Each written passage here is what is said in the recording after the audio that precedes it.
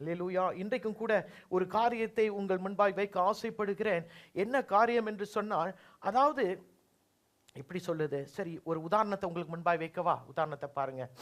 எத்தனை பேர் சினிமா பார்ப்பீங்க? கையை தூக்கி காட்டுங்க பார்ப்போம். கர்த்தர் உங்களை மட்டும் ஆசீர்வதிக்கட்டும். அதாவது சினிமாவில் பார்க்கும்போது முக்கிய பாத்திரம் யார் என்று சொன்னால் கதாநாயகன். கரெக்டா? ஹீரோ. கதாநாயகனை பார்க்கும்போது அவனை வச்சு தான் பெரிய ஒரு படத்தை எடுப்பாங்க. எப்படி எடுப்பாங்கன்னா, அவனை அழகுபடுத்திடுவாங்க. அவனுடைய மேக்கப் பார்த்தீங்கன்னா லிப்ஸ்டிக்லாம் போட்டிருப்பான் ஆம்பளை. எதில்? அந்த சீனில். அவனை வைத்து கதையை எடுப்பார்கள். அவனுக்கு வித்தியாசமாய் அவன் வரும்போது மியூசிக்லாம் வித்தியாசமா இருக்கும். யார் வரும்போது? கதாநாயகன் வரும்போது மியூசிக்லாம் வித்தியாசமா இருக்கும். அப்புறம் வேற என்ன இருக்கும்? வேற எப்படி இருக்குன்னா, அவன் மட்டும்தான் கதாநாயகி கூட பாட்டு பாடி ஆடுவான். தமிழ் படத்தில் பார்த்தீங்கன்னா வில்லெல்லாம் ஆடுறது இல்லை. வில்லனா ரொம்ப கஷ்டம். கதாநாயகன் தான் ஆடுவான். அவன் தான் கெட்டவனை கொள்ளுவான். யாரு? கதாநாயகன் தான் கெட்டவனை கொள்ளுவான். அதாவது ஹீரோக்கு அவ்வளவு முக்கியத்துவம் கொடுத்து அவனுக்கு உலகம் பூர்வமா என்ன இருக்குன்னு அவர் பல ரசிகர்கள் இருப்பாங்க. ஆனால் உண்மையான ஹீரோக்கள், அந்த படத்துக்கு பின்பாக இருக்கிற உண்மையான ஹீரோக்களை நம்ம அந்த மூவியில பார்க்க முடியாது, படத்தில் பார்க்க முடியாது. யாரு உண்மையான ஹீரோக்கள்? ஸ்டண்ட் டைரக்டர், அந்த காஸ்டியூம் டிசைனர், அந்த லிப்ஸ்டிக் போடுறானே ஒவ்வொரு நேரத்திலையும் இந்தாங்கம்மா அப்படியே கொடையை பிடிச்சிட்டு வரானே. ஏன்னா இவங்க இல்லாம அந்த படம் ஒரு வெற்றிக்குள் போகாது. அந்த ஸ்டேஜை கட்டுறானே, அந்த பெரிய பெரிய பில்டிங்கை கட்டி அதை ஒரு ஷோ மாதிரி காட்டுறாங்களே, அவங்க தான் உண்மையான ஹீரோ. ஏனென்றால் அவங்க பாடுபட்டதுனால தான் அந்த படம் ஒரு சிறப்பான இடத்துக்கு நின்றது. ஆனால் புகழ் யாருக்கு போகுது? ஹீரோக்கு போயிடும். நியாயமா? நியாயம் இல்லையா? தெரியாது. ஆனால் அதே போல வேதத்தில் பார்க்கும்போது பல ஹீரோக்கள் இருக்கிறாங்க. பல ஹீரோக்கள். ஆபிரகாம் ஒரு ஹீரோ, யாக்கோப்பு ஒரு ஹீரோ, தாவீது அவன் பெரிய ஹீரோ, எலியா பயங்கரமானவர். அப்படிப்பட்ட ஹீரோக்கள் இங்க இருக்காங்க, வேதத்தில் இருக்கிறாங்க. அவங்கள பார்க்கும்போது வாவ், இவங்க தான் நம்ம வாழ்க்கையை அவர்களோட ஒப்பிட்டு நம்ம வாழுவோம், அப்படிதானே? ஆனால் எப்படி இந்த ஸ்டண்ட் டைரக்டர்ஸ், காஸ்டியூம் கைஸ், இந்த லாஜிஸ்டிக் கைஸ் பின்னால பேக் அட் த சீன், அவனுங்களாம் ஹீரோக்களாக இருக்கிறாங்களோ அதே போல் வேதத்தில் ஒரு சில ஹீரோக்கள் இருக்கிறாங்க. எத்தனை பேருக்கு புரிகிறது? வேதத்தில் ஒரு சில ஹீரோக்கள் இருக்கிறாங்க. அவங்கள ஒரு சிலருக்கு தெரியாது. அவங்கள குறித்து நம்ம அதிகமாக பேச மாட்டோம். அவங்களோடு நம்ம ஒத்து போகவும் மாட்டோம். There are people in the Bible that we don't know, we don't mention, we don't associate with. Why? Because they are the unsung heroes of the Bible. அவங்களாம் வேதத்தில் ஒரு சின்ன இடத்துல இருப்பாங்க. அப்படிப்பட்டவனை தான் இன்னைக்கு நம்ம பார்க்க போறோம். ஹீரோ. அவனை பார்க்கும்போது வேதத்தில் ஒரே ஒரு அதிகாரத்தில் 2 வசனத்தில் முடிச்சிருவாங்க. வேதத்தில் ஒரே ஒரு அதிகாரம் 2 வசனத்தில் தான் அவன் பேர் இருக்கும். அவனை பற்றி தான் இன்றைக்கு பார்க்க போகிறோம். இன்றைக்கு என்னுடைய தலைப்பு என்னவென்று சொன்னார், எதிர்பார்ப்போடு ஜெபியுங்கள். இன்றைக்கு எல்லாருமே இந்த இடத்துல ஜெபிக்கிறவர்களாக இருக்கிறோம். We are people who always pray. But I am encouraging you in 2025 January, pray with expectations. எதிர்பார்ப்போடு ஜெபியுங்கள். ஏன் தெரியுமா? இன்றைக்கு உள்ள கதாநாயகன் யார் என்று சொன்னால் அவன் எதிர்பார்ப்போடு ஜெபித்தவன். அவனுடைய பேர் என்னன்னு சொன்னால் எல்லாருக்குமே தெரியும். அவன் பேர் யாபேஸ். He was Jabez. அவனுடைய கதை எங்க பார்க்கலாம் என்று சொன்னால் 1 நாளாகமம் 4ஆம் அதிகாரம் 9ஆம் வசனம் 10வது வசனம். யாராச்சும் படிங்க பார்ப்போம். யாபேஸ் தன் சகோதரனை பார்க்கிலும் கனம் பெற்றவனாய் இருந்தான். அவன் தாய், நான் துக்கத்தோடு அவனை பெற்றேன் என்று சொல்லி அவனுக்கு யாபேஸ் என்று பெயரிட்டாள். 10. யாபேஸ் இஸ்ரவேலின் தேவனை நோக்கி, தேவரீர் என்னை ஆசீர்வதித்து என் எல்லையை பெரிதாக்கி உமது கரம் என்னோடு இருந்து தீங்கு என்னை துக்கப்படுத்தாதபடிக்கு அதற்கு என்னை விலக்கி காத்தருளும் என்று வேண்டிக் கொண்டால் அவன் வேண்டிக் கொண்டதை தேவன் அருளினார். அல்லேலூயா. இன்றைக்கு யாபேசை பற்றி நான் சொன்னேன். 2 வசனம் தான், 9வது வசனம் 10வது வசனம். அதுக்கப்புறம் நீங்க யாபேசை பற்றி எங்கேயும் பார்க்க முடியாது. இந்த யாபேஸ் யார் என்று சொல்லும் பொழுது அவனுடைய அடையாளம் என்ன, அவனுடைய பின்பகுதி என்ன, யாருக்குமே தெரியாது. ஆனால் 2 காரியம் தான் யாபேசை குறித்து எனக்கும் தெரியும், உங்களுக்கும் தெரியும். There are only 2 things that you will know about this guy called Jabez. என்னது? அவன் தாய் அவனை துக்கத்தில் பெற்றாள் என்று சொல்லப்படுகிறது. he was born in a painful situation. அது ஒரு காரியம். இரண்டாவது காரியம் என்னவென்று சொன்னால் 10வது வசனத்துக்கு 10க்கு போங்களேன், 9க்கு போங்க. யாபேஸ் தன் சகோதரனை பார்க்கலும் எப்படிப்பட்டவனா? கனம் பெற்றவன். These are the two things that you can know about this guy called Jabez. நான் முதல்ல சொன்னேன் தெரியுமா, ஆபிரகாமோடு தாவீதோடு இவனை நம்ம இணைக்க முடியாது. ஏனென்றால் அவர்கள்லாம் எப்படிப்பட்டவர்கள்? Black Bastar heroes. அவங்களாம் பிளாக் பஸ்டர் ஹீரோஸ். இவன் சின்ன ஸ்கிரீன்ல, இந்த சீரியல் பார்க்குறவங்களுக்கு தெரியும், சின்ன ஸ்கிரீன்ல இருக்கிற கதாநாயகன் இவன் தான். ஆனா இவனிடத்துல ஒரு விசேஷம் என்ன தெரியுமா? இவனிடத்துல ஒரே ஒரு விசேஷம் யாரிடத்திலையும் பார்க்க முடியாதது இருக்கு. அவனுடைய ஜெபம். அவன் ஏறெடுத்த ஜெபம் உலகம் எங்கும் இன்றைக்கு இந்த ஜெபத்தை குறித்து பார்க்கிறார்கள். There is a book that came out in the year 2000. 2000ல ஒரு புக் வெளியானது, The Book of Jabez. And that was the only book during that time in 2000 that was sold for 10 million copies. 10 million copies. 10 கோடி புத்தகங்கள் வெளியாகிறது. அதை விற்று முடித்தார்கள்.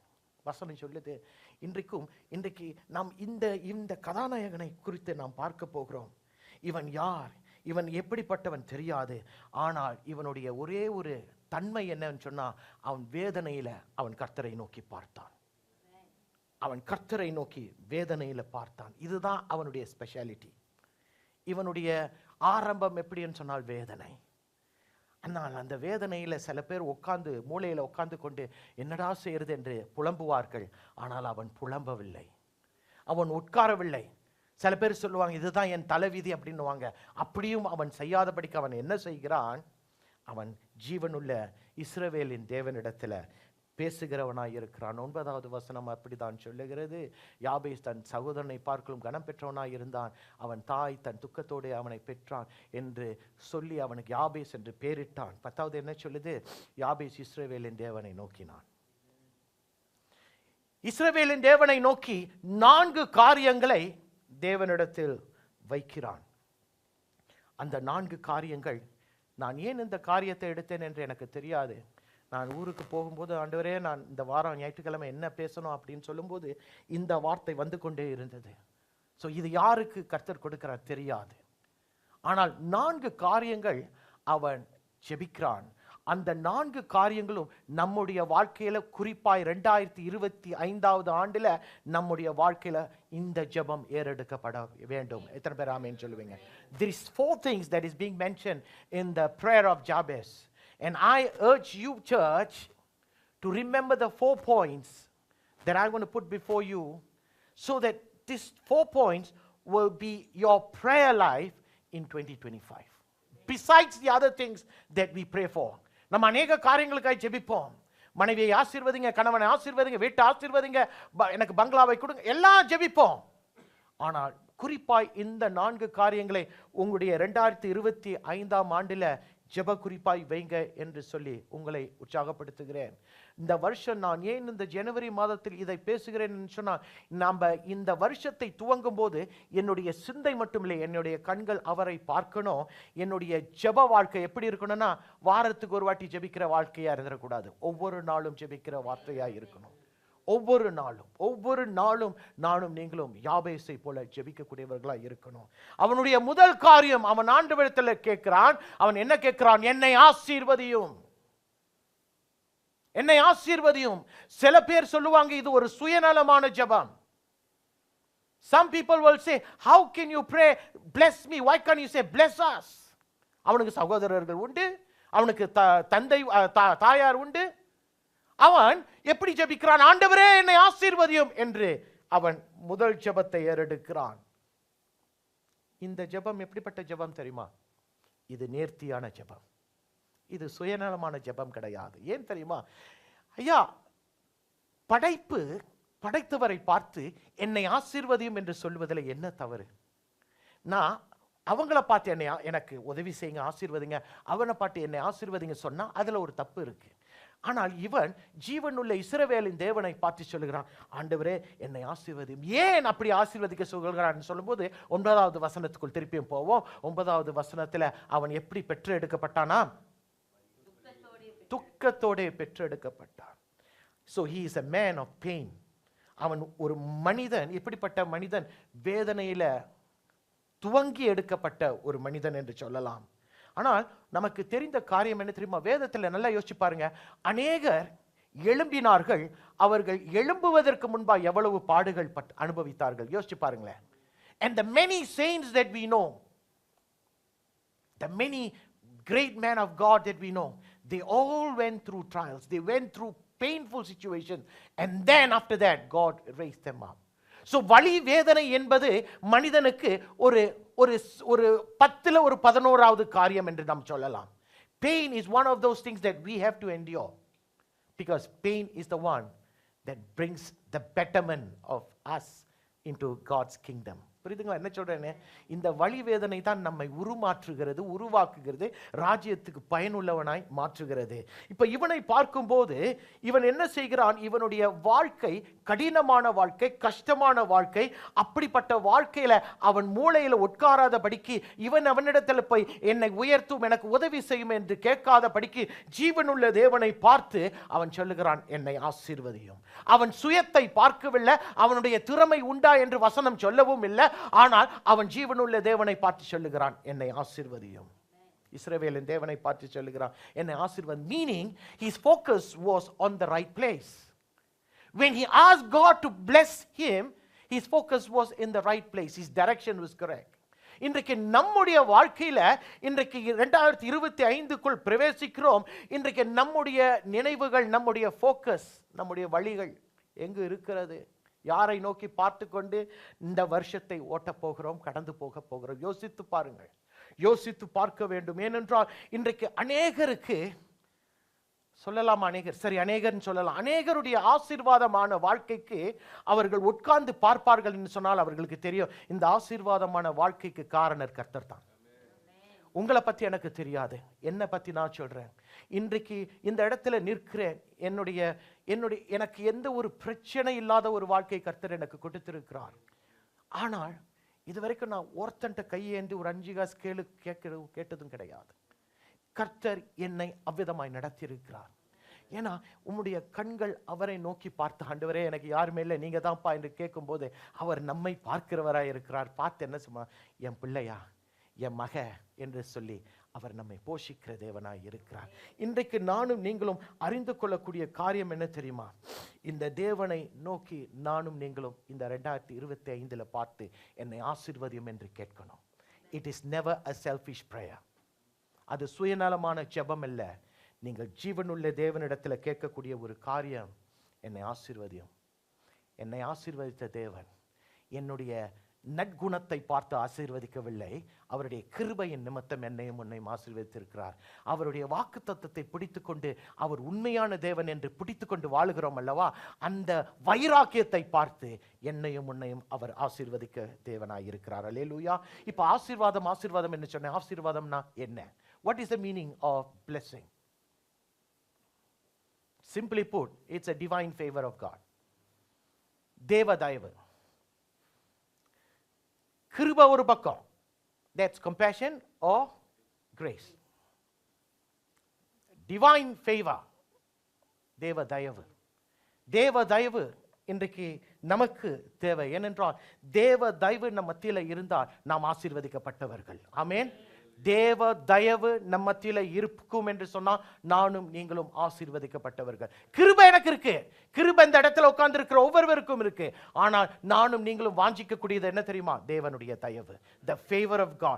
ஏனென்றால் தேவன் தயவு நம்ம மத்தியில இருக்கும் என்று சொன்னால் அது ஆசீர்வாதம். அப்ப யாரை கர்த்தர் ஆசீர்வதிப்பார் என்று பார்க்கும்போது சங்கீதம் திருப்ப வேணாம், சங்கீதம் 84 அவர் சொல்லுகிறார், என்னை நம்பி இருக்கிறவனை நான் ஆசீர்வதிப்பேன். அல்லேலூயா. அப்புறம் நான் தினமும் சொல்லுவேன் தெரியுமா, கர்த்தர் என்னை ஆசீர்வதிக்கிற இடத்துல நான் என்னை வைத்துக் கொள்ளணும். கர்த்தர் என்னை இங்க ஆசீர்வதிக்கணும், நான் இங்க தான் நிக்கணும், நான் அங்க போய் நிக்க முடியாது. அப்ப நான் நிக்கணும் சொல்லும்போது நான் இடத்தை பற்றி பேசவில்லை, நான் உன்னுடைய தன்மையை குறித்து பேசுகிறேன். அப்படி என்றால் கர்த்தருக்கு நான் அவரை நம்பி நிற்கிற இடத்துல கர்த்தர் என்னை ஆசீர்வதிக்கிறார். சங்கீதம் 34 சொல்லுகிறது, அவர் இடத்துல அடைக்கலமாய் நான் இருக்கும்போது அவர் என்னை ஆசீர்வதிக்கிறார். Now God blesses those who takes refuge in him. Now God blesses those who trust in him. இன்னொரு காரியம் சங்கீதம் 119 பார்க்கும்போது, அவரை முழு மனதோடு தேடுகிறவனுக்கு கர்த்தர் அவனை ஆசீர்வதிக்கிறவராய் இருக்கிறாராம். அல்லேலூயா. அவரை முழு மனதோடு தேடுகிறவர்களை கர்த்தர் ஆசீர்வதிக்கிறார். இன்றைக்கு பாருங்க, மழை ஊற்றப்பட வேண்டும் என்று சொன்னால் நான் வெளியே போய் நனையணும். If I want that rain, I cannot be inside that shelter. What must I do? I must go out and be drenched wet in the rain. அதே போலதான் தேவனுடைய ஆசீர்வாதம் மழை ஊற்றப்பட வேண்டும் என்று சொன்னால் அவர் என்னை வைத்திருக்கிற இடத்துல நான் நடப்பட வேண்டும். அல்லேலூயா. யோசிச்சு பாருங்க, யாக்கோபுடைய ஆசீர்வாதம், அவன் ஆசீர்வதிக்கப்பட்டான். எப்ப வந்துச்சு தெரியுமா? அவன் கர்த்தரிடத்துல முழுக்க முழுக்க அவனை ஒப்பு கொடுக்கும் போதுதான் யாக்கோபு ஆசீர்வதிக்கப்பட்டான். மோசே எப்ப ஆசீர்வதிக்கப்பட்டான் தெரியுமா? அவன் முழுக்க முழுக்க தேவனிடத்துல சரணடைந்த பின்புதான் அவன் தேவனுடைய ஆசீர்வாதத்தை பெற்றுக்கொண்டான். ஆதியாகமம்ல யாத்ராகமம் 23:25 பார்க்கும்போது அதுல ஒரு வசனம் இருக்கிறது. என்ன சொல்லுது? அப்பொழுது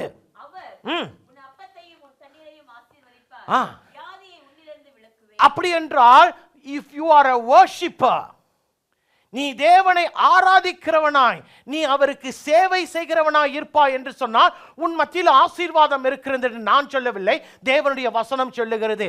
அது மட்டுமல்ல, உன்னுடைய இன்னொரு வார்த்தை இருக்கிறது. It's in a different version. It says in your materials. The Lord will give your blessings on not the food and water, in your materials. There's another version in English. அது மட்டுமில்ல, நீ ஆசீர்வதிக்கப்படுவாய் என்று சொன்னால் வியாதி உன் நடுவில் என்ன இருக்காதாம்? இருக்கவே இருக்காதாம். எத்தனை பேர் ஆமென் சொல்லுவீங்க? இது இன்றைக்கு நாம் அனுபவிக்கக்கூடியவர்களாக இருக்கணும். ஏனென்றால் நாம் எல்லாருமே தேவனை ஆராதிக்கிறோம். நாம் ஒவ்வொருவரும் தேவனை ஏதோ ஒரு ரீதியில சேவித்து கொண்டு இருக்கிறோம். நான் தினமும் ஜனங்கள்ட்ட அதுதான் சொல்லுவேன், ஆண்டவருக்கு ஏதாச்சும் ஒரு ஊழியத்தை செய்யுங்க. மைக்கு பிடிக்கிறது தான் ஊழியம் இல்லை, ஏதாச்சும் ஒரு ஊழியத்தை செய்யுங்க. ஏனென்றால் கர்த்தர் சொல்கிறார், பிதாவானவர் அப்படிப்பட்டவர்களை கனப்படுத்துவாராம். அல்லேலூயா. ஏதாச்சும் ஒரு ஊழியத்தை நீங்கள் செய்யணும். அப்படி இருக்கும்போது நீ தேவனுக்கு ஊழியம் செய்யும் போது கர்த்தர் உன்னை ஆசீர்வதிக்கிறவராய் இருக்கிறார். சங்கீதம் 20:6 பார்க்கும்போது இன்னொரு வசனம் இப்படியாய் சொல்லுது, தமது வலது கரம் செய்யும் ரட்சிப்பின் வல்லமைகளை காண்பித்து அவர் காட்டுகிறாராம். யாருக்கு? அவருக்காக நிற்கிறவர்களுக்கு, அவருக்குள் இருக்கிறவர்களுக்கு தம்முடைய வல்லமையை கர்த்தர் காண்பிக்கிறார். தம்முடைய பரிசுத்த வானத்திலிருந்து அவருடைய ஜெபத்தை கேட்கிறார். நல்லா பாருங்க, இது ஒரு ஆசீர்வாதம். என்னுடைய ஜெபம் கேட்கப்படுகிறது என்று சொன்னால் அது என்னுடைய வாழ்க்கையில், உங்களுடைய வாழ்க்கையில் அது ஒரு ஆசீர்வாதம். நம்முடைய ஜெபத்தை கேட்காமல் தள்ளி வைப்பார் என்று சொன்னால் அது ஒரு ஆசீர்வாதம் கிடையாது.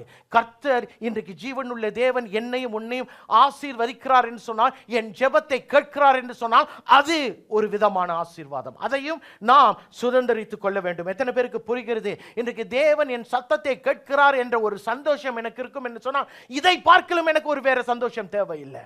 I don't need another blessing besides God. Me knowing that God hears my prayer. அது ஒரு ஆசீர்வாதங்க. ஐயா, உண்மையாய் சொல்றேன், இன்னைக்கு அநேகர் எத்தனையோ ஆண்டுகள் ஜெபித்து ஜெபித்து ஜெபித்து அவருடைய ஜெபம் கேட்கப்படவில்லை. ஆனால் ஆண்டவர் சொல்றாரு, என்னிடத்துல கேள் என்றாரு. இப்ப அவன் யாரு? யாபேஸ் ஜெபிக்கிறான், என்னை ஆசீர்வதியும் என்று. கர்த்தர் அவனுடைய சத்தத்தை கேட்கிறார். இன்றைக்கு நீங்களும் நானும் என்னை ஆசீர்வதியும் என்று கேட்கும்போது யாபேசின் சத்தத்தை கேட்ட தேவன் நம்முடைய சத்தத்தை கேட்பார். ஒரு அவவிசுவாசத்தோட ஆமேன்னு சொல்ற மாதிரியே இருக்கு எனக்கு. புரியுதுங்களா என்ன சொல்றேன்னு? யாபேசுடைய ஜெபத்தை கேட்டவர் நம்முடைய சத்தத்தை, ஆண்டவரே என்னை ஆசீர்வதியும் என்று கேட்கும்போது அவர் நம் சத்தத்தை கேட்பார். ஆமென். நான் அதை விசுவாசிக்கிறேன். இரண்டாவது காரியத்துக்குள் கடந்து போவோமா? அவன் இன்னொரு காரியத்தை சொல்லுகிறான், என் எல்லைகளை விரிவாக்கும் என்று சொல்லுகிறான். முதல் காரியம் என்ன சொன்னா? ஆண்டவரே என்னை ஆசீர்வதியும். இரண்டாவது காரியத்தை சொல்லுகிறான், என் எல்லைகளை விரிவாக்கும். First thing he said, Lord bless me, and the second thing he says, enlarge my territories. என் எல்லைகளை விரிவாக்கும். Meaning, what does that mean? Don't limit me. Correct? அவன் சொல்றான், என் எல்லைகளை விரிவாக்கும். அப்படின்னா என்னை கட்டுப்படுத்தாதீங்க, ஒரே இடத்துல கட்டுப்படுத்தாதீங்க, என் எல்லைகளை விரிவாக்குங்க. இன்னைக்கு அநேகருடைய வாழ்க்கை, கட்டப்பட்ட வாழ்க்கை, ஒரு கட்டுப்பாடுன்னு சொல்ல முடியாது.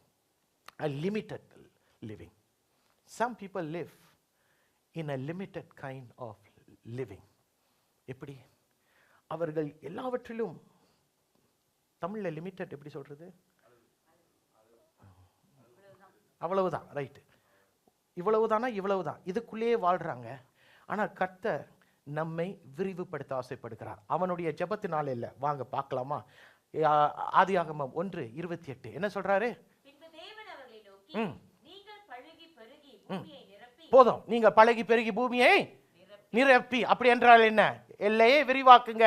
சரி, இன்னொன்னு சீஷர்கள்ட்ட என்ன சொன்னார் ஆண்டவராகிய இயேசு? என்ன சொல்லுகிறார்?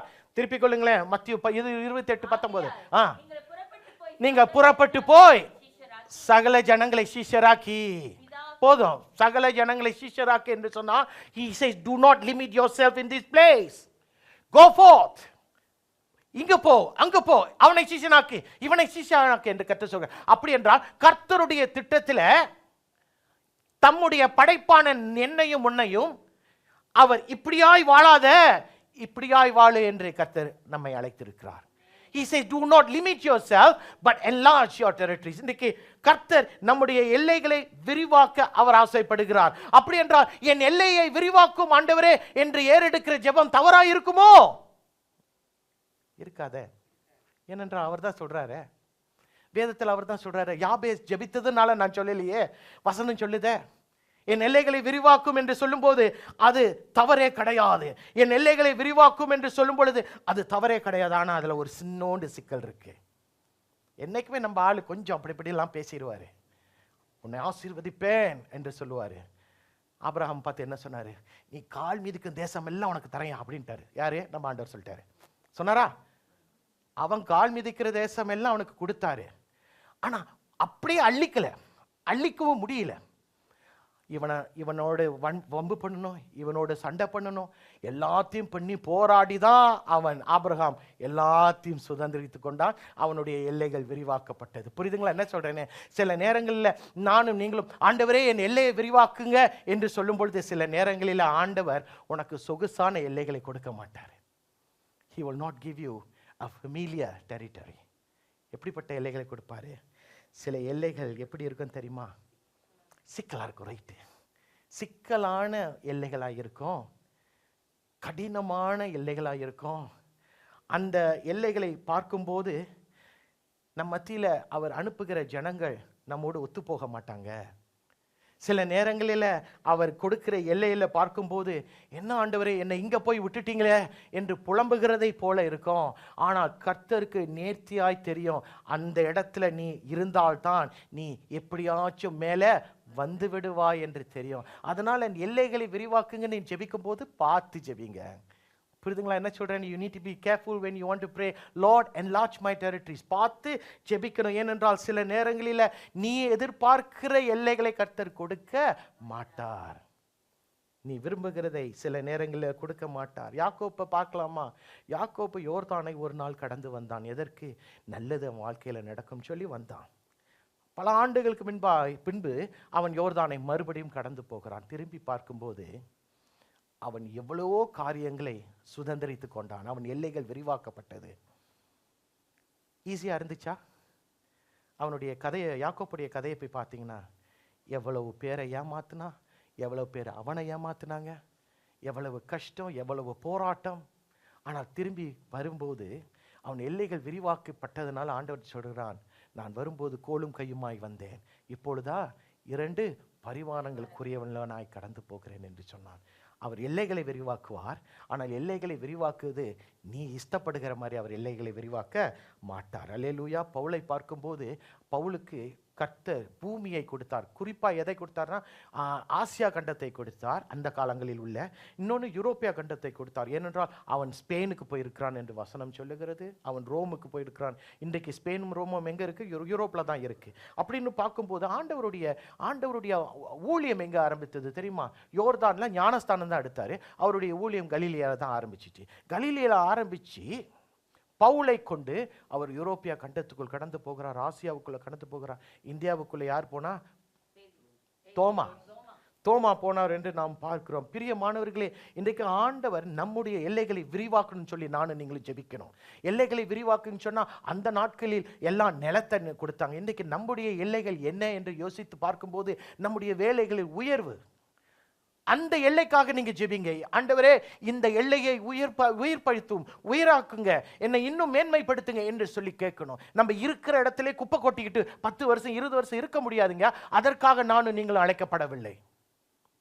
எந்த இடத்துல இருந்தாலும் ஒரு உயர்வுக்குள்ள நம்ம கடந்து வரணும். உயர்வுக்குள்ள கடந்து வரணும்னா உயர்வை கொடுக்கிறவர் இடத்துல நம்ம கேட்கணும். புரியுதுங்களா? என்னை ஆசீர்வதியும் என்று சொல்லி ஜெபிக்கிற ஜெபம் தவறு கிடையாது. என் எல்லைகளை விரிவாக்குங்க என்று சொல்லி ஏறெடுக்கிற ஜெபம் தவறு கிடையாது. எல்லைகளை விரிவாக்குற கர்த்தர் சில நேரங்களில் உன்னுடைய எல்லைகளை விரிவாக்கிடுவார். சில பேருக்கு கொஞ்சம் தாமதமாய் விரிவாக்குவார். சில பேருக்கு அப்படியே கண்ணை மூடி கண்ணை திறக்கிறதுக்குள்ள எல்லைகளை விரிவாக்கிடுவார். ஆனால் எல்லைகளை விரிவாக்கும் போது நானும் நீங்களும் எப்படி இருக்கணும் தெரியுமா? தயாரான நிலையில் இருக்கணும். ஏன் தெரியுமா? எப்படிப்பட்ட எல்லைகளை விரிவாக்கி நமக்கு கையில் கொடுப்பார் என்று எனக்கும் தெரியாது, உங்களுக்கும் தெரியாது. அதனால எல்லைகளை விரிவாக்குகிற தேவன் இன்றைக்கு நீங்களும் நானும் அவரிடத்தில் ஜெபிக்கும் போது அதை ஏற்றுக்கொள்ளுகிற ஒரு ஜெபமாய் அது இருக்கிறது. எத்தனை பேருக்கு நான் சொல்லுகிறது புரிகிறது? முதல் காரியம், யாபேஸ் என்ன ஜெபித்தான்? என்னை ஆசீர்வதியும் என்று சொல்லி ஜெபித்தான். இரண்டாவது காரியம் என்ன ஜெபித்தான்? என் எல்லைகளை விரிவாக்கும் என்று சொல்லி ஜெபித்தான். மூன்றாவது காரியம் என்ன ஜெபிக்கிறான் தெரியுமா? உன் கரம் என்னோடு இருக்கட்டும். உன் கரம் என்னோடு இருக்கட்டும். ஐயா, இன்றைக்கு யோசித்து பாருங்கள், தேவனுடைய கரம் என்னுடைய வாழ்க்கையின் நடுவில் இருக்கும் என்று சொன்னால் எனக்கு ஏதாச்சும் ஒரு குழப்பம் இல்லைன்னா ஒரு சஞ்சலம், ஒரு வேதனை இருக்கும்னு நினைக்கிறீங்களா? If I am assured 100% that God's hands is upon my life, is upon with me, I won't have to be, எனக்கு ஒரு தெய்வீக சமாதானம் இருக்கும். வானத்தையும் பூமியும் உண்டு பண்ணின கர்த்தருடைய கரம் என்னை பிடித்து கொண்டு இருக்கிற வசனத்தை பார்க்கும்போது, வசனம் எத்தனையோ வசனங்கள் தேவன் தம்முடைய பிள்ளைகளுடைய கரத்தை பிடித்திருக்கிறார் என்று எத்தனையோ இருக்கு. நான் 2 உங்களுக்கு முன்பாய் வைக்கிறேன். சங்கீதம் 139:10 என்ன சொல்லுது? அங்கேயும் உமது கை என்னை நடத்தும், உமது வலது கரம் என்னை பிடிக்கும். அங்கேயும் உமது கை என்னை நடத்தும். அவருடைய வலது கரம் என்ன செய்யுமா? யார் சொல்றாரு? சங்கீதக்காரன் சொல்றான். சங்கீதக்காரன் சொல்றான், your right hand will hold me, will hold on to me. அல்லேலூயா. ஏசாயா என்ன சொல்லுகிறார் பாருங்க பாப்போம். ஏசாயா 41:30 13. கர்த்தராகிய நான் உன் வலது கையை பிடித்து பயப்படாதே, உனக்கு துணை நிற்கிறேன். பாத்தீங்களா ஐயா? பயப்படும் போதெல்லாம், குழம்பும் போதெல்லாம் நம்ம யார் எனக்கு உதவி செய்வான்னு சொல்லும் போது இந்த வசனம் உங்க கைகளுக்குள்ள வைத்துக் கொள்ளுங்க, உங்களுடைய மனதுக்குள்ள வைத்துக் கொள்ளுங்க. நீங்க பயப்படும் போது அவசராது, உன் வலது கையை நான் பிடித்து கொள்ளுகிற தேவனாய் இருக்கிறேன். அல்லேலூயா. வலது கரத்தை பிடித்து கொள்ளுகிற ஒரு தேவன். அப்படின்னா தேவனுடைய கரம் என்னோடு இருக்கும் என்று சொன்னால் அதற்கு பின்பாய் ஒரு அர்த்தம் இருக்கிறது. என்னது? தேவனுடைய கரத்துக்கு பின்பாய் என்ன இருக்கிறது தெரியுமா? அவருடைய வல்லமை இருக்கிறது, அவருடைய பலன் இருக்கிறது. அது மட்டும் இல்லை, அவருடைய உதவி இருக்கிறது. இன்றைக்கு தேவனுடைய உதவி இல்லாமல் நானும் நீங்களும் வாழ முடியாது. வாழ்ந்தாலும் ஒரு குறைவான வாழ்க்கைக்குள்ள தான் வாழ்ந்து முடியும். ஆனால் தேவனுடைய உதவியோடு அவருடைய கரத்தை பிடித்து கொண்டு நடத்துவார் என்று சொன்னால் நாம் போகக்கூடிய இடத்துக்குள் சரியாய் போயிடுவோம். நாம் சேரக்கூடிய நேரத்தில் சரியாய் போய் சேர்ந்து விடுவோம். எப்பொழுது?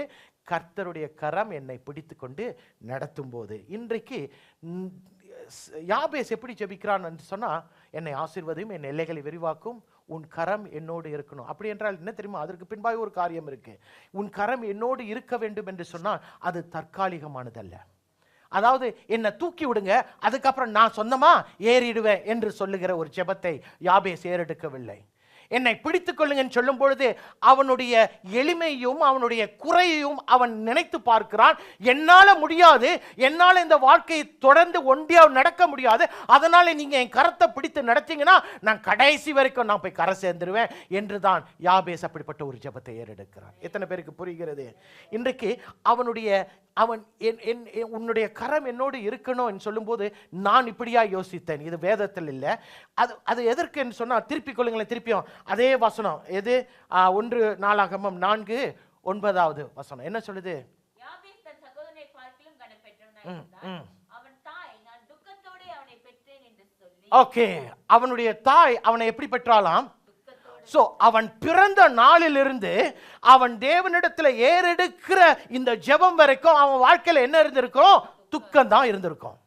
அதனால அந்த துக்கத்தை அனுபவித்து அனுபவித்து அனுபவித்து இவனிடத்துல கேட்காமல் அவனிடத்துல கேட்காமல் எங்கு போய் எந்த இடத்துல நான் உதவியை நாடுவேன் என்று புரியாதபடிக்கு அவன் ஜீவனுள்ள இஸ்ரவேல் தேவனை பார்த்து சொல்லுகிறான், உம்முடைய கரம் என்னோடு இருக்கட்டும் ஆண்டவரே என்று சொல்லி கேட்கிறான். இன்றைக்கு எனக்கும் உங்களுக்கும் அது தேவைங்கயா. அதாவது தற்காலிகமாக இல்லை. not temporarily I hold God's hand, after that I let it go. No, that's not what he wants. You must allow him to hold on to your hand all the days of your life. உன்னுடைய வாழ்க்கையின் கடைசி வரைக்கும் அவருடைய கரம் உன்னை நடத்தணும். ஏனென்றால் அப்படியாய் நடத்தும் போது நீ என்னதம்மா செய்கிற? அவரை கனப்படுத்துகிறாய். அவரை கனப்படுத்தும் போது அவருக்கு தெரியும், ஐயோ இவன் பலவீனத்தை அவன் அறிந்திருக்கிறான், இவனுடைய குறை என்ன என்று அவனுக்கு தெரியும், அதனால தான் அவன் என்னை சார்ந்திருக்கிறான் என்று சொல்லி அவர் கரத்தை விடமாட்டார். அவர் உன் கரத்தை விடமாட்டார். நீ என்ன செய்யணும்? இன்றைக்கு ஆண்டவரே உம்முடைய கரம் என்னுடைய வாழ்க்கையில், என்னுடைய உறவில், என்னுடைய வேலையில், என்னுடைய தேவைகளில், என்னுடைய பலவீனங்களில் உம்முடைய கரம் என்னோடு இருக்கணும்னு சொல்லி நானும் நீங்களும் ஜெபிக்கிறோம். நானும் நீங்களும் அப்படி தான் ஜெபிக்கிறோம். ஏனென்றால் யாபேஸ் அவனுடைய வேதனையை கண்டு அவன் சொல்லுகிறான், ஆசீர்வதிங்க அப்படின்றான், எல்லையை விரிவாக்குங்கன்னு சொல்கிறான். இன்னொரு காரியத்தை அவன் சொல்ல மறக்கலை. அவன் சொல்கிறான், உங்கள் கரம் என்னோட நிரந்தரமாக இருக்கட்டும்ப்பா. எத்தனை பேருக்கு தெரியும் தேவனுடைய கரம் நம்மோடு நிரந்தரமாக இருக்கும் என்று சொன்னால் நம்மை கீழே பார்க்க முடியாது, நம்ம என்றைக்குமே உயர்வில் தான் கர்த்தர் வைப்பார். ஏன் தெரியுமா? உன்னை நடத்துகிற கரம் சாதாரண கரம் அல்ல, வானத்தையும் பூமியும் உண்டு பண்ணின கரம். அல்லேலூயா, அண்ட சராசரங்களை படைத்த கரம். அப்படிப்பட்ட கரம் என்னையும் உன்னையும் நடத்தும் என்று சொன்னால், ஐயா நீங்கள் சாதாரணமானவர்கள் அல்ல, நீங்கள் அசாதாரணமானவர்கள். அல்லேலூயா. நான்காவது காரியம், அவன் நான்காவது ஜெபத்தை ஏறெடுக்கிறான். என்ன சொல்லுகிறான்? எனக்கு வழியை தரும் தீங்கிலிருந்து என்னை காத்து கொள்ளும். Keep me from that kind of harm that will bring me what? Pain. That will bring me pain. அவன் யார் என்று யாபேஸ் அறிந்திருந்தான். He knew who he was. Who is he? He was a man who was brought out of pain. He was a man whose entire life knew what is pain. வலி என்றால் என்ன என்று யாபேஸ் அறிந்தவன். பிறப்பிலேயே வலி என்றால் என்ன என்று அவன் தெரியும். அவனுக்கு தெரிந்ததுனால அவன் என்ன சொல்லி ஜெபிக்கிறான் தெரியுமா? ஆண்டவரே, எந்த வலி எனக்கு வருகிறதோ அந்த வலியிலிருந்து வருகிற எந்த தீமையும் என்னை நெருங்கக்கூடாது ஆண்டவரே என்று சொல்லி ஜெபித்தான். பிரியமானவர்களே, எதுக்கோ ஜெபிக்கிறோம், உண்மையை சொல்லணும். எத்தனை பேர் ஆண்டவரே இன்றைக்கு என்னை பாதுகாத்து கொள்ளுங்கன்னு சொல்லி ஜெபிக்கிறோம்? I want your hands up. In case you are not praying for protection, remember something. You must remember what I'm saying. Never presume that God will protect you. Never presume. கர்த்தர் என்னை பாதுகாத்துக் கொள்வார், நான் ஜெபிக்க வேண்டியதில்லை என்று என்னைக்குமே எண்ணாதிருங்கள். ஏன் தெரியுமா? அவர் நடத்துகிற பாதையில் சில நேரங்களில் வனாந்தரத்துக்குள்ள நடத்திடுவார், சில நேரங்களில் மரண இருளின் பள்ளத்தாக்குக்குள்ள நடத்திடுவார். Sometimes when God leads you, sometimes he leads you into the wilderness. And sometimes when God leads you, he leads you into the valley of the shadow of death. புரியுதுங்களா? இந்த ரெண்டு இடத்துல உங்களுக்கு என்ன தேவை தெரியுமா? கர்த்தருடைய பாதுகாப்பு தேவை. அதனால பாதுகாக்கிற தேவன் பாதுகாத்துக்குவார், நான் கேட்க வேணாம், அப்படிலாம் கேட்க வேணாம், அப்படிலாம் நீங்க நினைக்கவே கூடாது. ஏனென்றால் யாபேஸ் என்னை ஆசீர்வதியும் என்று கேட்டான், எல்லைகளை விரிவாக்கும் சொன்னா, உங்க கரம் என்னோடு கூட இருக்கணும்னு சொன்னா, இன்னொரு காரியம், முக்கியமான காரியத்தை அவன் மறந்து போகவில்லை. அவனுடைய ஜெபத்தில் சொல்கிறான், என்னை பாதுகாத்துக் கொள்ளுங்கப்பா, என்னை பாதுகாத்துக் கொள்ளுங்க சொல்லுகிறான். பிரியமானவர்களே, ஆபத்தும் சோதனைகளும் நம்மத்தில நிச்சயமாய் வரும். அல்லேலூயா. லூக்கா 22:40 என்ன சொல்லுகிறது?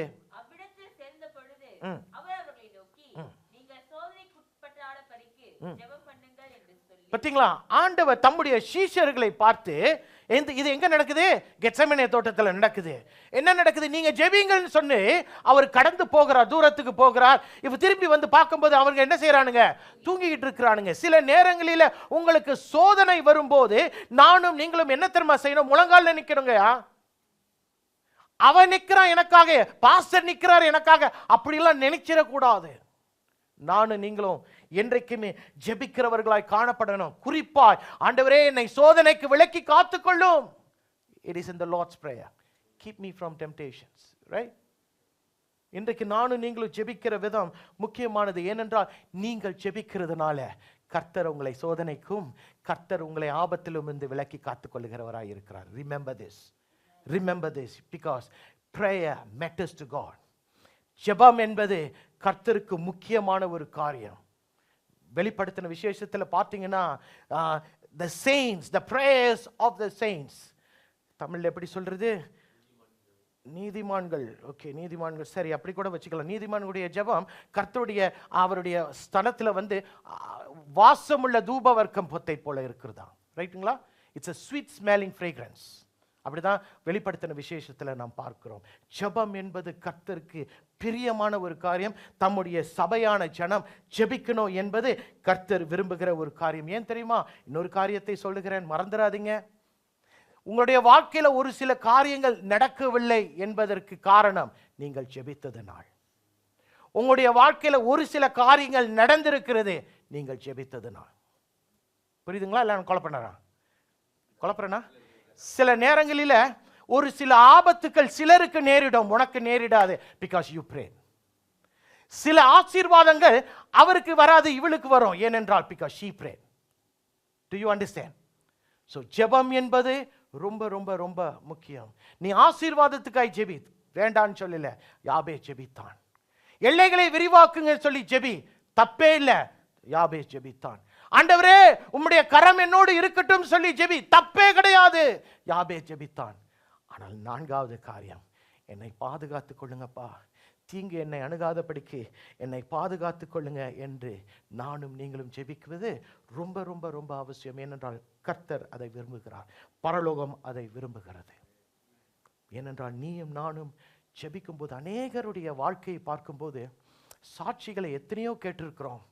அவர்கள் வந்து சொல்லும்போது சில பேர் சொல்லுவாங்க, கர்த்தர் என்னை இந்த உயரத்திலேருந்து அந்த உயரத்துக்கு கொண்டு போனார், நல்ல ஜெபம்தான், நல்ல கர்த்தர் உன்னை ஆசீர்வதிக்கிற சந்தோஷம்தான். சில பேர் ஆபத்து, கர்த்தர் என்னை விலக்கி காத்து கொண்டார்னு சொல்லி ஜெபிச்சிருக்கிறாங்க. அப்படிப்பட்ட ஜெபங்களை பார்க்கும்போது, அப்படிப்பட்ட சூழ்நிலைகளை பார்க்கும்போது பயமா இருக்கும். It will be very frightening when you see somebody come and testify that just moments ago suddenly some people came and then there was something that happened there. ஆனா நான் இங்கே தான் நிற்கிறேன், எனக்கு எந்த ஒரு சேதம் வரல. ஒரு சாட்சியை நான் கேட்டேன். அந்த ஒரு பெண் மகள், அவள் வந்து வெளியூர்ல கடந்து போகிறா. அவளை விட்டுட்டு பின்னால போன ஒருத்தியை அவங்க வந்து பிடிச்சிட்டாங்க. யாரு? கொள்ளைக்காரர்கள் பிடித்து அவளுடைய எல்லா உடைமைகளை எடுத்து போயிட்டாங்க. ஒரு ராபரி. அப்போ போலீஸ்காரன் இவளையும் பிடிச்சி கேட்டிருக்கிறான், இவளையும் பிடிச்சி ஸ்டேட்மெண்ட்லாம் எடுத்திருக்கான். அப்போ அந்த அவன்கிட்ட கேட்டான், இவளை விட்டுட்டு ஏன் அவளை மட்டும் இது பண்ணேன்னு. இவ பின்னாக்கு 2 பேர் பெருசா போனாங்க. உண்மையா நடந்த சாட்சி. அவன் சொல்றானா, அவ தனியா போலையே, அவ தனியா தானே போனான்னு போலீஸ்காரன் சொல்லும்போது, அவ தனியா போல, அவளுக்கு பின்பாய் 2 பேர் பெரிய உருவம் உள்ளவர்கள் போனார். ஆனா அவ ஒண்டியா தான் போனாள். புரியுதுங்களா என்ன சொல்றேன்னு? இன்றைக்கு நானும் நீங்களும் ஜெபிக்காவிட்டா, எத்தனை பேருக்கு தெரியும் அந்த நிக்கல் ஹைவே அது சரிந்து விழுந்தது? புரியுதுங்களா? அது சரிஞ்சு விழுவதற்கு ஒரு 5 நிமிஷத்துக்கு முன்பாக நான் தாண்டி போனேன். அதுக்கப்புறம் அது சரிஞ்சு விழுந்தது. புரியுதுங்களா என்ன சொல்றேன்னு? ஜெபிக்கிறவர்களாய் நானும் நீங்களும் இருப்போம் என்று சொன்னால் எல்லா ஆபத்துகளுக்கும் எல்லா விக்கனங்களுக்கும் கர்த்தர் நம்மை விலக்கி காத்துக்கொள்வார். ஆனால் இதுலேயும் ஒரு கஷ்டம் ஒன்று உண்டு. எல்லா தீங்குகளுக்கும் எல்லா சோதனைகளுக்கும் சில நேரங்களில் கர்த்தர் கை கொடுப்பது கிடையாது. என்ன பாஸ்டர் சொல்றீங்க? திருப்பி கொள்ளாமா? அப்போஸ்தலர் 14:22. சீஷருடைய மனதை திடப்படுத்தி விசுவாசத்தினாலே நிலைத்திருக்கும்படிக்கு அவர்களுக்கு புத்தி சொல்லி, நாம் அநேக உபத்திரவங்களின் வழியாய் தேவனுடைய ராஜ்யத்தில் பிரவேசிக்க வேண்டும் என்று சொன்னார்கள். In English it says, strengthening the disciples and encouraging them to remain true to the faith. You must go through many hardships to enter the kingdom of God. Is this very clear? Yes. This is super clear. அதாவது தேவனுடைய ராஜ்யத்துக்குள் நானும் நீங்களும் பிரவேசிக்கணும்னா உபத்திரவத்தை தாண்டி தான் நம்ம கடந்து போக முடியும். அப்ப அதனால உபத்திரவம் மனுஷனுக்கு வராது, கிறிஸ்தவனுக்கு வராது என்று சொல்ல இயலாது. சில காரியங்களில் கர்த்தர் கரத்தை நீட்டுவார். சில உபத்திரவங்கள், சில சோதனைகளில் கர்த்தர் உன்னை விலக்கி காத்து கொள்வார். ஒரு சில காரியங்களை கர்த்தர் அனுமதிப்பார். He will let go. ஒரு உறவுல துண்டிப்பு எதற்கு? ஒரு சமயம் அந்த கணவன் மனைவி அவங்க இன்னும் அதிகமாக கிட்டி சேருவதற்கு ஜெபித்து பார்க்கலாம்னு சொல்லி, எனக்கு தெரிஞ்சவங்க அப்படிதான். ஒரு பிரச்சனை வரும்போது 2 பேரும் முழங்கால் படியிடுவாங்களாம். 2 பேரும் முழங்கால் படியிடுவாங்களாம். அந்த பிரச்சனையின் நடுவில் நான் ஓ மூஞ்ச பார்க்க முடியாது, நீ வா ப்ரே பண்ணின்னு சொல்லி முழங்கால் படியிட்டு ஜெபித்து ஒப்பரவாகி விடுவார்களாம். புரியுதுங்களா? நான் என்ன சொல்றேன், சில காரியங்கள் நம்முடைய வாழ்க்கையில் நடக்கும்போது கர்த்தர் ஒரு சில காரியங்களை அனுமதிப்பார். ஏன் ஆண்டவரே என்று கேட்க இப்ப முடியாதியா? என்னாலையும் முடியாது, உங்களாலையும் முடியாது. ஆனால் கர்த்தர் பார்த்துக்கொள்வார் என்று கேட்காமல் நீங்கள் இருந்து விடக்கூடாது. You need to ask God to protect you. You need to ask God to preserve you in your life. எத்தனை பேருக்கு நான் சொல்லுகிறது புரிகிறது? இன்றைக்கு சபைக்காக எத்தனை பேர் ஜெபிக்கிறீங்கன்னு எனக்கு தெரியாது. ஆனால் சபைக்காக நாம் ஜெபிக்கணும். ஏனென்றால் சபையும் ஒரு ஆபத்தான சூழ்நிலைக்குள் நாட்கள் குறுகி போய்கொண்டு இருக்கிற வேலையில சத்ரு அவனுடைய வேலையை அவன் ஓவர் டைம்ல இன்னொரு ஓவர் டைம்ல செஞ்சுக்கிட்டு இருக்கிறான். அப்படி என்று சொல்லும்போது நானும் நீங்களும் விழித்திருந்து இடைவிடாமல் ஜெபிக்காமல் இருப்போம் என்று சொன்னால் சபையும் பாதிக்கப்படும். சபையும் பாதிக்கப்படும். இன்றைக்கு சில பேருக்கு இன்னைக்கு காலையில் யோசிக்கும் போது ஒரு காரியம் எனக்கு உணர்த்தப்பட்டது. when we are convicted we need to be true to our conviction. நாம் உணர்த்தப்படும் போது சில நேரங்களில் ஆவியானவர் நம்மை ஒரு சில காரியங்களை உணர்த்துவார். அந்த உணர்த்துதல்ல நம்ம உண்மையா இருக்கணும். ஐயோ ஆண்டவர் இதை செய்தாரே, எனக்கு உணர்த்தி இருக்கிறாரே அப்படி என்று சொன்னால் கர்த்தருக்குள்ள அந்த உணர்த்துதல்ல நம்ம உண்மையா இருக்கணும். ஏன் தெரியுமா நான் அப்படி சொல்றேன்? சில பேர் அப்படிதான் அவர் உணர்த்துதலை பெற்றுக்கொண்டும் கூட வழி விலகி போகிறார்கள். They have been convicted, they have been told by God, but yet their lives have not turned around. இன்றைக்கு நானும் நீங்களும் யாபேசை போல ஜெபிப்போம் என்று சொன்னால் கர்த்தர் சத்தத்தை கேட்பாரா? அடுத்த பாயிண்ட் என்ன பாயிண்ட்? வசனம் கடைசி 10வது வசனத்தின் கடைசியில கர்த்தர் என்ன சொல்கிறார்? கர்த்தர் அவன் சத்தத்தை கேட்டார். சுயநலமான பிரேயரா? இல்லையே, கர்த்தர் சத்தத்தை கேட்டாரு. என்னை ஆசீர்வதிங்கன்னு சொல்லி யாபேஸ் ஜெபித்தானே? இல்லையே, கர்த்தர் சத்தத்தை கேட்டாரு. என் எல்லைகளை விரிவாக்குங்கப்பா என்று யாபேஸ் ஜெபித்தானே? கர்த்தர் சத்தத்தை கேட்டாரு. உம்முடைய கரம் என்னோடு இருக்கட்டும் என்று சொல்லி அவன் ஜெபித்தானே? கர்த்தர் சத்தத்தை கேட்டாரு. அப்பா தீங்கு வருகிற எல்லா காரியங்களிலிருந்தும் என்னை விலக்கி காத்துக்கொள்ளுங்கன்னு சொல்லி ஜெபித்தானே? கர்த்தர் சத்தத்தை கேட்டாரு. அல்லேலூயா. அப்படி என்றால் இப்படிப்பட்ட ஜெப குறிப்பை கர்த்தர் அங்கீகரிக்கிறார். You must know this, that God accepts and honors this kind of prayer. எப்படிப்பட்ட prayer? என்னை ஆசீர்வதியும், என் எல்லைகளை விரிவாக்கும், உம்முடைய கரம் என்னோடு இருக்கட்டும், என்னை பாதுகாத்துக் கொள்ளுங்க. இப்படிப்பட்ட 4 குறிப்புகளை யாபேஸ் ஜெபித்தான். கர்த்தர் கேட்டாரே? கர்த்தர் ஏதாச்சும் ஒரு பாயிண்ட் இல்ல இது செல்லாது அப்படின்னு சொன்னாரா? சொல்லலையே. கர்த்தர் அங்கீகரித்தாரே. கர்த்தர் ஏதாவது தம்முடைய ஜனங்கள் தம்முடைய பிள்ளைகள் ஜெபிக்கும் போது கர்த்தர் காத்திருக்கிறார். நீ சொல்லுமா ஐயா, நீ சொல்லு உனக்கு என்ன வேணும். ஆனா நீ கேட்கறது எல்லாத்தையும் கர்த்தர் கொடுக்கிற. அவரு உன்னை கெட்டு போக வைக்கக்கூடிய ஒரு தகப்பன் கிடையாது. நீ கெட்டு போகாமல் இருக்கும்படி உனக்கு நேர்த்தியா எது தேவையோ அதை கொடுப்பார். வசனம் அப்படித்தானே சொல்லுது. 1 யோவான் 5:14 அப்படித்தானே சொல்லுது. if you ask anything according to his will, அவருடைய சித்தத்தின்படி நீ எதை கேட்டாலும் அதை கொடுக்கிற தேவனாய் இருக்கிறார். அதனால கொடுக்கும்போது இப்போதே கொடுத்துருவாரா என்று நம்ம எதிர்பார்க்கவும் முடியாது. ஏனென்றால் அவருடைய நேரத்தின்படி அவர் எல்லாவற்றையும் செய்கிறவராய் இருக்கிறார். 1 பேதுரு 5:6 பார்க்கும்போது ஏற்ற காலம் என்ற ஒரு வார்த்தை இருக்கிறது. பார்த்தீங்களா? ஏற்ற காலத்தில் கர்த்தர் உங்களை உயர்த்துவார். அல்லேலூயா. உயர்த்துவார் என்று சொன்னால் உன்னை ஆசீர்வதிப்பார். உயர்த்துவார் என்று சொன்னால் உன் எல்லைகளை விரிவாக்குவார். உயர்த்துவார் என்று சொன்னால் அவருடைய கரம் அந்த நேரத்தில் உன்னோடு இருக்கும். உயர்த்துவார் என்று சொன்னால் எல்லா விக்கனங்களுக்கும் எல்லா ஆபத்துகளுக்கும் உன்னை விலக்கி காத்துக்கொள்வார். பிரியமானவர்களே, இன்றைக்கு கர்த்தர் உன்னை ஆசீர்வதிப்பார் என்பது உறுதி, நிச்சயம். ஆனால் எந்த நேரத்தில் ஆசீர்வதிப்பார் என்று சொல்லும்போது உன்னுடைய என்னுடைய நேரத்தின்படி அல்ல, அவருடைய நேரத்தின்படி அவர் ஆசீர்வதிப்பார்.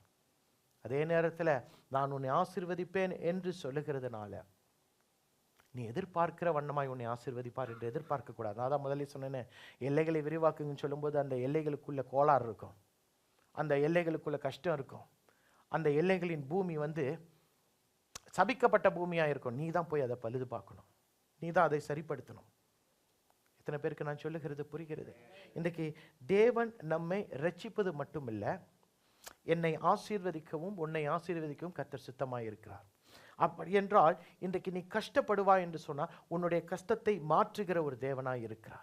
நீ வேதனைக்குள்ள யாபேஸ் வேதனைப்படுகிறவனை போல இருப்பாய் என்று சொன்னால் உனக்கு ஜெபத்தை, உனக்கு உன்னுடைய சத்தத்துக்கு, உன் ஜெபத்துக்கு பதில் கொடுத்து உன்னை கனப்படுத்துகிறவராய், உன்னை உயர்த்துகிறவராய் இருப்பார். அப்படி நீ அவர் சமூகத்தில் வந்து ஜெபித்து உன்னை தாழ்த்தும் போது உன்னை அவர் உயர்த்துகிறவராய் இருக்கிறார். அதாவது நீ கர்த்தருக்குள்ள நீ காத்திருக்கிறபடினா நீ வெட்கப்பட்டு போகாதபடிக்கு உனக்கு மகிமையின் சிங்காசனத்தில் உன்னை அவர் அமர வைப்பார்.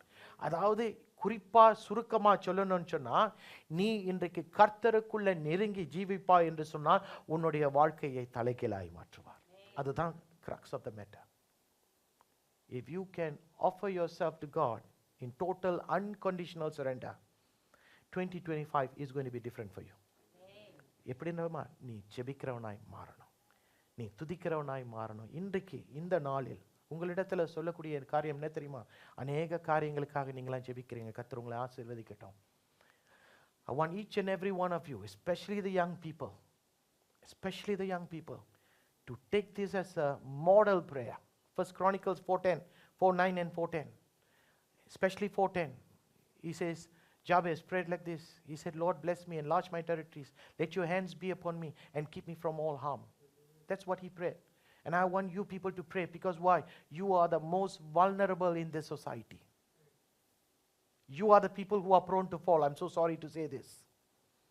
இன்றைக்கு சமுதாயத்தில் சீக்கிரமாய் பாவத்துக்குள்ளேயும் கஷ்டத்துக்குள்ளேயும் சோதனைக்குள்ளும் விழக்கூடியவர்கள் யார் என்று சொன்னால் வாலிபர்கள் தான். இன்றைக்கு வாலிபர்கள் தங்களுடைய வாழ்க்கையை வழியை காத்துக்கொள்ளாமல் இருப்பீர்கள் என்று சொன்னார் பிசாசானவன் உங்களை கவி கொண்டு போய் விடுவான். ஆனால் நீங்கள் கர்த்தருக்குள்ள உங்களுடைய ஜெப வாழ்க்கையை கட்டுவீர்கள் என்று சொன்னார் உங்க வாழ்க்கை வித்தியாசமாக இருக்கும். அன்பு தாய்மார்கள் அப்படிதான், அவங்களுக்கு அதை தான் சொல்றேன். இந்த 1 நாளாகமம் 4வது அதிகாரத்தில் 10வது வசனம் உங்களுடைய வாழ்க்கையில் ஒவ்வொரு நாளும் ஜெபிக்கக்கூடியவர்களாக இருக்கணும். ஏன் தெரியுமா? இதற்கு பின்பாய் ஒரு ரகசியம் இருக்கிறது. ஒருவன் என்ன செய்தானாம், 30 நாட்கள், 30 வருஷம் இல்லை, 30 நாட்கள் அவன் இந்த ஜெபத்தை ஏறெடுத்தானாம். 30 நாட்கள் கழித்து 31ஆம் நாளில் அவனுடைய வாழ்க்கை தலைகீழாய் மாறியதாம். இதை நான் பார்த்தேன், படித்தேன். I don't know who he is, ஆனால் நான் அதை அனுபவித்தேன். I want to bring this. அவனை ஆசீர்வதித்த அதே தேவன் நம்முடைய தேவனாய் இருக்கிறார். அப்படி என்றால் கர்த்தர் இன்றைக்கு இந்த ஜெபத்தை கேட்டு யாபேசை ஆசீர்வதித்தார் என்று சொன்னால் அந்த 4 குறிப்புகள் கர்த்தர் ஏற்றுக்கொண்ட ஒரு குறிப்புகளாய் இருந்தது. அப்படியாய் நானும் நீங்களும் இதே குறிப்புகளை வைத்து ஜெபிக்கும் போது கர்த்தர் நம் சத்தத்தை கேட்க மாட்டாரா? நிச்சயமாக கேட்பார். அவனுடைய வாழ்க்கையை, வலி உள்ள வாழ்க்கை, வேதனை உள்ள வாழ்க்கையை மாற்றின கர்த்தர் உன்னுடைய வாழ்க்கையை மாற்ற மாட்டாரா? யோசிச்சு பாருங்களேன், யோசிச்சு பாருங்க. அதனால தான் இன்றைக்கு, ஏனென்றால் நான் நேற்று ஆரம்பித்தேன் இந்த ஜெபத்தை ஏறெடுக்க, நான் நேற்று ஆரம்பித்தேன். I want you all to start praying this. 1 Chronicles 4 verse 10. Just pray that. Pray that, because at the end of the day your life is in your hands. உங்க வாழ்க்கை உங்க கையில் இருக்கு. அதை உயர்த்துவதும் அதை கீழே போடுவதும் உங்க கையில் இருக்கு. ஆனால் ஆண்டவரிடத்தில், ஆண்டவரே நான் ஒப்பு கொடுக்கிறேன் என்று ஜெபிக்கும் போது, என்னை ஆசீர்வதியும், எல்லைகளை விரிவாக்கும், உங்க கரம் என்னோடு இருக்கட்டும், என் ஆபத்தில் என்னை விலக்கி காத்துக்கொள்ளுங்க என்று ஜெபிக்கும் போது கர்த்தர் முகத்தை திருப்பிக் கொள்ள மாட்டார். உன்னை நோக்கி பார்த்து உன்னை ஆசீர்வதிப்பார். எத்தனை பேருக்கு புரிகிறது நான் என்ன சொல்றேன்? கண்களை மூடுவோமா? Come, let's pray.